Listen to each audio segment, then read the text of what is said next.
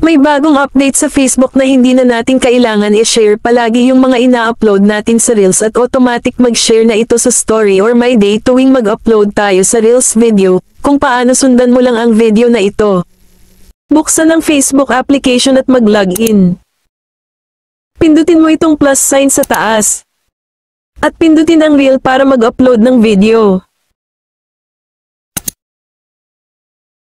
Dito mamili lang tayo ng atin i-upload, halimbawa itong video na ito, pindutin natin. At pindutin ang next.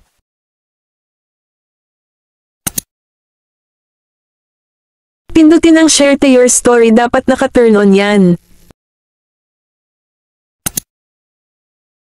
At pindutin ang enable share to story. Then pindutin ang share always para laging nakashare sa ating stories tuwing mag-upload tayo ng